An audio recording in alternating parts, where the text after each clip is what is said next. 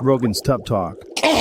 Those weight cuts are not fucking good for Remember you. not long ago, remember the commissions would start at 24 hours before the event would start? Mm-hmm. Yeah. That was right before I got in the UFC. I'm so fucking glad they changed that and we could weigh in at 9 a.m. It's a game changer. Really yeah. is. Well, really what they should figure out how to do is not have weight cutting.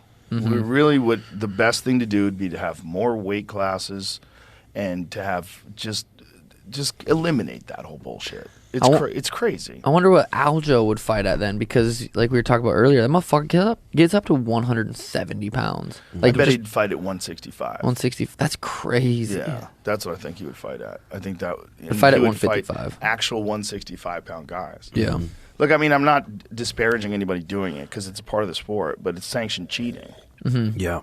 That's what it is. You're not really 135 pounds. Like Aljo's not 135 pounds. I do find advantages in there because I know I'm doing it right. I know I'm doing it as scientific, as healthy as possible, and as disciplined as I possibly can. Where I know other guys aren't. Like I don't think Aljo did his weight cut better than I did, and the rehydration. I have the team around me to fucking make sure we're doing it perfect. To where I don't think a lot of fighters are. They're just doing it. I know how to make weight. I'm gonna fucking get it off, and I'm gonna fucking just. How much of a relief is it for you when that's over, the camp's over, the fight's over, and then you just how long do you just eat whatever the fuck you want? Well, yeah, in camp. We just had Terry Black's barbecue. Yeah. No, I definitely, especially when I'm traveling, it's not like, if we're traveling, I'll get a cheeseburger. I'll fucking, not be super disciplined. But when I go back home, I try to still keep it clean. Like we'll still eat, have something good for dinner. But right now I'm dealing with this little back injury, and I'm like, I know if I eat, the worse I eat, the longer it's going to take to heal. Right. So I've been trying to, like this last week, I did like a 24-hour fast. I'm like, I don't need to eat. I'm not really working out. And then if I did eat, we were eating really clean. So, but after a fight, a couple weeks, I just don't give a fuck. But it's still not like Snickers and fucking Skittles and shit like that. You see guys like Patty, who saying that like he's kind of really developed an eating disorder because it's like the cut is so hard that after it's all off, all he wants to do is eat whatever the fuck he wants and drink. Yeah, even when you're full, it's like, but I don't have to make weight. So you mentally trick yourself, and there's definitely something there. Like you got to crash diet 30 pounds in 8 weeks. You got to be so strict, and you got to train twice a day. So you're starving going to these sessions. So you for sure cause an eating disorder. 100%. Yeah. It only makes sense.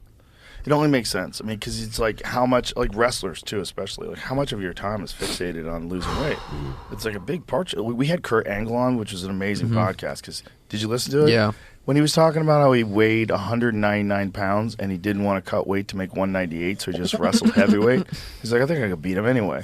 And I was like, what an animal. Yeah. So he's like, but plus, I ate whatever I wanted. I trained however I wanted. I was always recovering. There's something to that. Because like there was a video of him beating this dude who was 270 pounds in a wrestling match. Yeah. What a stud. Yeah, fuck yeah. What a stud. I don't need to lose a pound. Not even a pound. Yeah. Most people are like, I can lose a pound. Yeah, How hard is it to lose a pound? That last camp, about 3 weeks out, I had some meat that did not sit well with my stomach.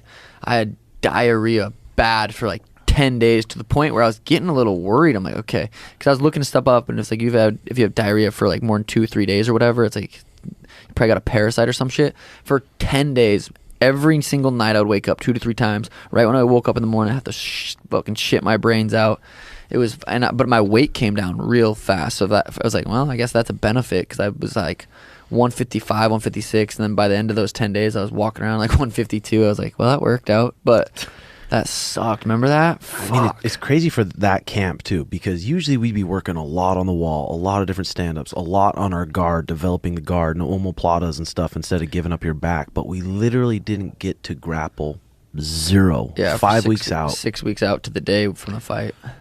But yeah, it could have been beneficial, because we were doing a lot of mitts. I was just hitting mitts, shadow boxing. Focusing on not getting grabbed. And what did you have it in your head saying, if I get grabbed, I'm dead? It's life. Well, I was going into that fight when I was 100% healthy 6 weeks. Before the fight got announced, I'm like, it's life or death if he grabs me. Not because I don't think I can grapple, but that's the mindset I want. Because that's really going to make it to where I'm not going to let. And if he does grab me, I'm going to do everything I'm fucking capable of. That's why I feel like I got out of that so fast. Like, the longer we're here, the better it is for him.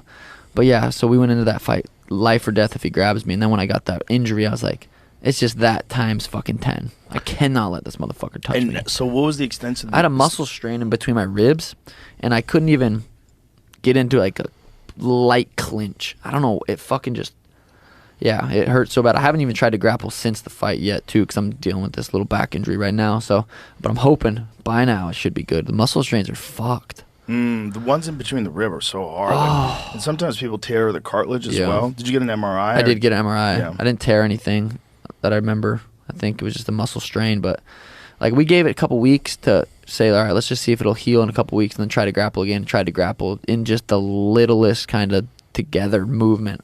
Couldn't do it, which sucked because that was the fight I had the most mental demons going in, because I was like, I'd like to be able to grapple.